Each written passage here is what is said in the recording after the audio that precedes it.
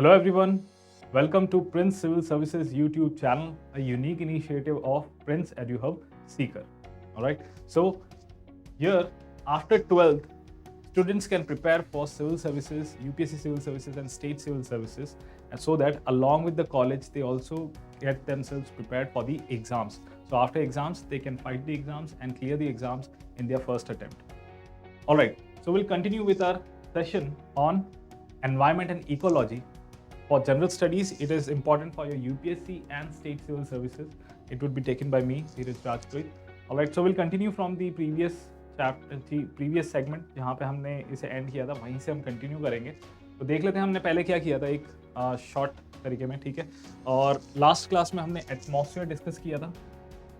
And in this class we'll discuss the hydrosphere, lithosphere and biosphere. Atmosphere is complete. Also we had an overview. Atmosphere यानी कि it is related to air. Alright. Hindi में atmosphere को कहते हैं वायुमंडल. Alright. Hydrosphere जल मंडल, lithosphere स्थल मंडल and biosphere it is जीव मंडल. Alright. So हम देखेंगे एक एक करके. अभी atmosphere हमारा complete हो चुका है. So let's move on to hydrosphere. Alright. So hydrosphere, if we talk about hydrosphere, what is hydrosphere? है ना, या जल मंडल यानी कि अर्थ पे, है ना, all the water that is available on earth, on the surface of earth, below the surface of earth, in the atmosphere, all the water in every form. You know that water has 3 states, right. Gaseous यानी कि water vapour में भी हो सकता है, या फिर liquid state जैसे कि पानी हमें दिखता है, या फिर सॉलिड स्टेट जैसे कि बर्फ, आइस, ऑलराइट, स्नो. सो किसी भी स्टेट में हो, टोटल वाटर जो है, जितना टोटल वाटर है उन सबको मिला के हम कहते हैं हाइड्रोस्फीयर. वो किसी भी फॉर्म में हो सकता है, किसी भी स्टेट में हो सकता है और कहीं पे भी हो सकता है. अर्थ की सरफेस पे, अंडरग्राउंड यानी ग्राउंड वाटर में, या फिर हवा में in the form of water vapour and clouds. Alright, so total water available on earth और for earth is known as hydrosphere. Alright, so see the total amount of water on the earth. पृथ्वी पे जितना भी पानी है वो भले जमीन के अंदर हो, जमीन के सरफेस पे हो, या फिर हवा में हो, in the form of water vapour, जिसे हम हिंदी में कहते हैं वाष्प, है ना, जल वाष्प, तो वो उस फॉर्म में हो तो भी उसे हम हाइड्रोस्फीयर का ही पार्ट मानेंगे. Alright, see it includes water that is on the surface of the planet, ground water, underground and in the air. So हम अंडरग्राउंड भी देख रहे हैं, सरफेस पे भी देख रहे हैं, और जो एटमॉस्फेयर में है उसे भी देख रहे हैं. Alright, and if we compare हम देखें अगर सरफेस वाइज कि कितने सरफेस पे पानी है और कितने पे लैंड एरिया है, so approximately 71% of the earth is covered by water, है ना. यानी 71% एरिया जो है, क्षेत्रफल जो है, वो किससे कवर है? वाटर से कवर्ड है. Right, and the remaining 29% is the land area, जिसे हम कॉन्टिनेंट्स में डिवाइड कर रखा है हमने. Right, now if we see that, अब इसमें से पानी हमारे यूज का कितना, इतना सारा पानी है, आप कह रहे हो, आप सोच रहे होंगे कि ये देख के कि सर इतना सारा पानी है जब हमारे लिए, तब हम क्यों हमेशा वाटर क्राइसिस, पानी की कमी है, पानी को बचाओ, ये सब बातें क्यों करते हैं? ये बातें इसलिए करते हैं क्योंकि ये टोटल वाटर में से यूजेबल वाटर यानी कि जिसे हम यूज कर सकते हैं, यूटिलाइज कर सकते हैं, वो पानी का परसेंटेज बहुत कम है. See let's see the distribution of water. अगर हम डिस्ट्रीब्यूशन देखें तो मैक्सिमम चंक जो है वो ओशन के फॉर्म में है, यानी ओशंस में, समुद्र में है. और समुद्र का पानी कैसा होता है? खारा. Alright, salty water. It's hard water, salty water. So salt water है, इसे हम यूज नहीं कर सकते for our domestic purposes, use नहीं कर सकते, इंडस्ट्रीज में यूज नहीं कर सकते. Alright, approximately 97.5% is in oceans. तो रिमेनिंग 2.5% जो है ये फ्रेश वाटर है जिसे हम यूज कर सकते हैं. राइट, बट स्टिल ये भी 2.5% नहीं है जो हम यूज कर सकते हैं. इसमें से भी जो मैक्सिमम 79% के अप्रोक्सीमेटली हमारे किस फॉर्म में है? ग्लेशियर्स फॉर्म में, आइस कैप के फॉर्म में, है ना. यानी माउंटेन टॉप्स पे जो परमानेंट ग्लेशियर्स हैं वो, या फिर हमारे अंटार्कटिका और आर्टिक सर्कल के आसपास जो परमानेंट ग्लेशियर्स हैं उस फॉर्म में है. ऑलराइट, जमा हुआ पानी है, ऑलराइट, बर्फ के फॉर्म में है, उसे हम यूज नहीं कर सकते. ऑलराइट, और बचा 20% ग्राउंड वाटर में है, यानी जमीन के अंदर है, ग्राउंड वाटर में. राइट, तो हमारे पास जो बचा है वो सिर्फ 1%. ऑलराइट, इसका 1%, किसका? 2.5%. इस टोटल 2.5% का भी 1% ही यूज कर सकते हैं. Right, don't get confused, it is a very minute figure. Right, बहुत कम. और इसमें से भी देखिए फिर ये जो 1% फ्रेश वाटर बचा है जो हम यूज कर सकते हैं, उसमें से वाटर लेक्स के अंदर है 52%. ऑलराइट, एंड वाटर सॉइल में, जिसे हम यूज नहीं कर सकते, है ना, नो यूज. सॉइल में जो पानी है यानी मिट्टी गीली मिट्टी होती है, गीली मिट्टी है यानी कि उसमें वाटर कंटेंट है। तो सॉइल के अंदर अप्रॉक्सीमेटली 38% भी सॉइल के अंदर होता है पानी। जो हम यूज़ कर सकते हैं मोस्टली हम ये यूज़ करते हैं या तो रिवर्स वाला या लेक्स वाला, alright, and plus ground water. इसे हम बहुत एक्सप्लॉइट करने लग गए हैं आजकल, ऑलराइट। सो आप देख सकते हैं कि फ्रेश वाटर अवेलेबिलिटी जो है, क्यों वाटर क्राइसिस की हम हमेशा बात करते हैं, because the fresh water available is very less, है ना। अप्रॉक्सीमेटली 2.5% का मोर देन 50%, मतलब कि इसमें से ये टोटल में से मुश्किल से 1% जो है वो हम यूज़ कर सकते हैं, बट उसमें भी काफ़ी सारा जो पानी है वो कहीं ऐसे फॉर्मेट में है जो हम यूज़ नहीं कर सकते। जैसे कि ऑर्गेनिजम्स के अंदर पानी, हमारी बॉडी के अंदर अप्रॉक्सीमेटली 70% क्या है, पानी है, alright. So in that way soil के अंदर भी पानी है, उसे भी हम यूज़ नहीं कर सकते, alright. So usable water is very less. अब हम बात करते हैं एक बहुत ही इंपॉर्टेंट फिनोमिना की जो हाइड्रोस्फीयर से रिलेटेड है, द वाटर साइकिल, राइट। बचपन में साइंस की क्लासेस में काफ़ी पढ़ा होगा water cycle. So I will only discuss 3 important points here related to water cycle. I will not take much of your time कि वाटर साइकिल क्या है, कैसे नहीं है। Of course it is a cycle, that means the water cycle का मतलब क्या है, the water always revolves in a cycle. अब साइकिल में मतलब ऐसे कैसे साइकिल में, यानी ग्राउंड से इवॉपरेट होके ऊपर जाएगा, क्लाउड्स बनाएगा, क्लाउड्स कंडेंस होंगे, प्रेसिपिटेट करेंगे, यानी पानी वापस नीचे आएगा, वापस वो जाके और वापस इवॉपरेट होगा और वापस इसी साइकिल में हमेशा चलता रहेगा, ऑलराइट। यानी ये देखिए बर्फ़ यानी स्नो के फॉर्म में भी आ रहा है कैप्स में, ये भी मेल्ट हो रहे हैं, रिवर के फॉर्मेट में नीचे आ रहे हैं, फिर ये इवॉपरेट हो रहे हैं, फिर जा रहे हैं। पानी जो प्लांट्स वगैरह पानी लेते हैं, है ना, ज़मीन से वो लेते हैं, फिर वो ट्रांसपिरेशन के थ्रू पानी दे देते हैं वापस एटमॉस्फेयर में। So this is a cycle, this is a continuous cycle, alright. This is known as water cycle, है ना। वाटर हमेशा क्या है, इस साइकिल में ही रिवॉल्व करेगा, राइट। नाउ 3 चीज़ें बहुत इंपॉर्टेंट हैं यहाँ पे।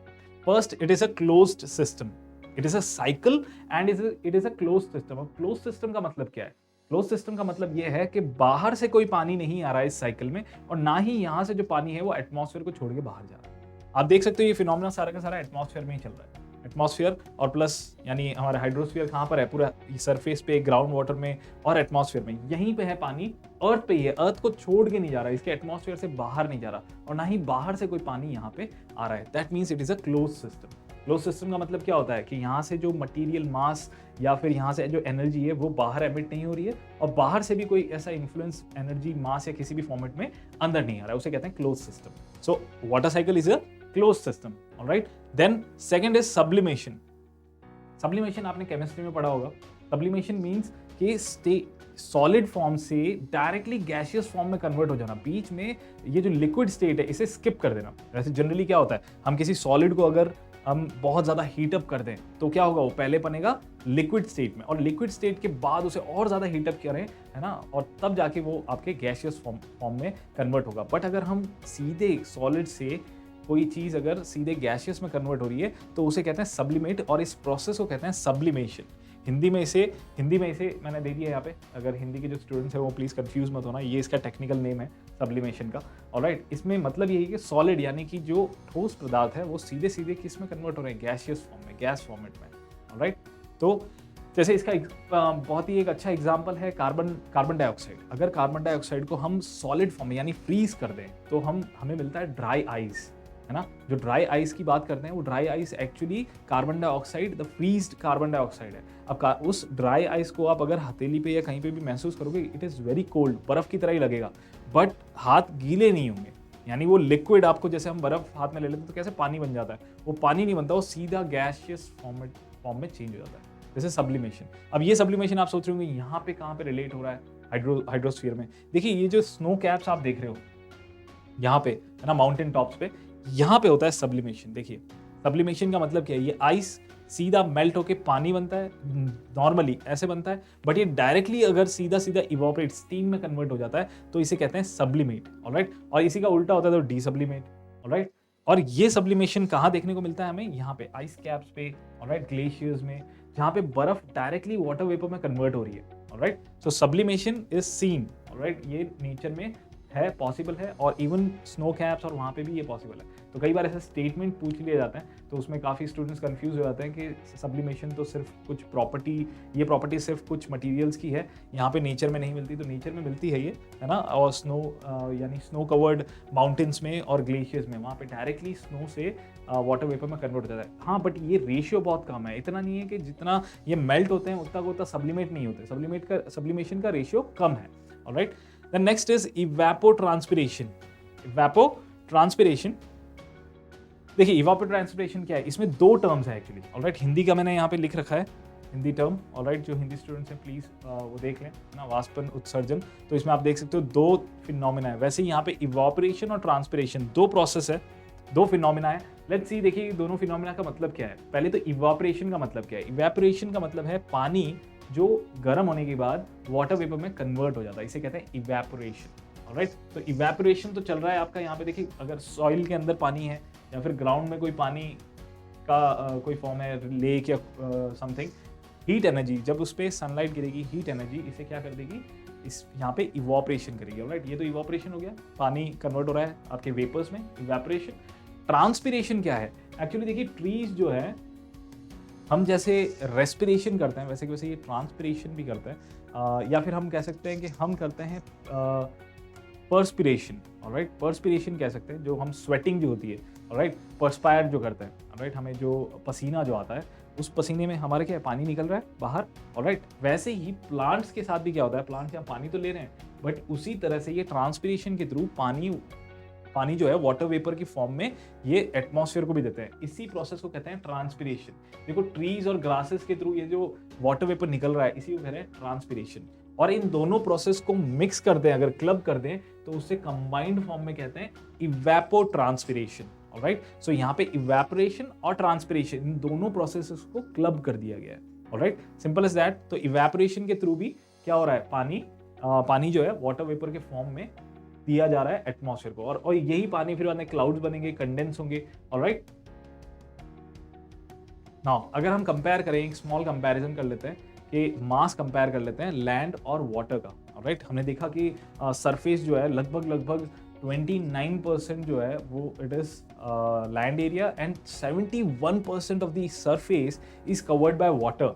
बट एक बहुत ही मज़ेदार बात यह है कि यहाँ पे पानी जो है, वो पानी को अगर मास के फॉर्म में देखेंगे, वेट मास आप जानते हैं, मास फॉर्मेट में देखें, है ना, द्रव्यमान में देखें, तो यहाँ पे हमें पता चलता है कि देखिए यहाँ पानी कितना सा है। अगर हम बॉल बना देते हैं वाटर की, जितना भी पानी है उसकी एक बॉल फॉर्मेट में बना लेते हैं, तो ये देखिए आपको यहाँ पे ये जो बॉल है ना, ब्लू कलर की, ये जो बड़ी वाली बॉल है, ये है आपकी टोटल वाटर ऑन अर्थ। ठीक है, ये इतनी सी है। और अर्थ की आप देख सकते हो, इससे कंपैरिजन कितनी बड़ी बॉल है और यहाँ पे कितनी छोटी बॉल है। यहाँ पे एक छोटी सी बॉल है जो आपको नहीं दिख रही होगी। ऑलराइट, यहाँ पे, ऑलराइट, आई गेस दिख रहा होगा आपको। ऑलराइट, तो ये जो छोटी सी बॉल है, ये है फ्रेश वाटर जो अवेलेबल है हमारे यूज़ के लिए, और जो हम टोटली यूज़ कर नहीं पाते हैं वैसे। तो मैं रेड कलर कर देता हूँ इसको, सो दैट आपको पता चल जाए कितनी बड़ी बॉल है ये। राइट,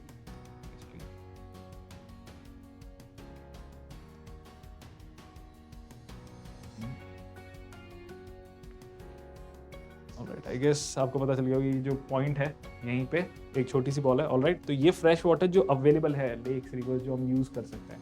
ऑलराइट, जो टोटल फ्रेश वाटर है ना, और इसका भी एक माइन्यूट पॉइंट जो है, जो रियल में हम यूज़ कर सकते हैं लेक्स, रिवर्स के फॉर्मेट। ये तो टोटल फ्रेश वाटर है आपका, ग्लेशियर्स वगैरह सब, ग्राउंड वाटर सब मिला के। Alright, so I'll end my session here. So next time हम कंटिन्यू करेंगे यहीं से with lithosphere in our next chapter, in our next video.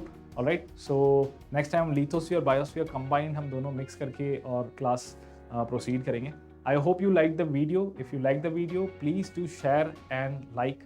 And if you have not subscribed yet, तो subscribe ज़रूर करें so that आने वाले videos के आपको नोटिफिकेशन मिलते रहे। आप बेल आइकन भी दबा के रखिए, यहाँ पे बेल आइकन दिख रहा होगा पास में, उसे भी आप बिल्कुल प्रेस कर दीजिए, सो दैट इन फ्यूचर जो भी नोटिफिकेशन, जो भी हमारे वीडियोस आएंगे, उसके आपको एडवांस में नोटिफिकेशन मिल जाएंगे। Have a nice day and take care.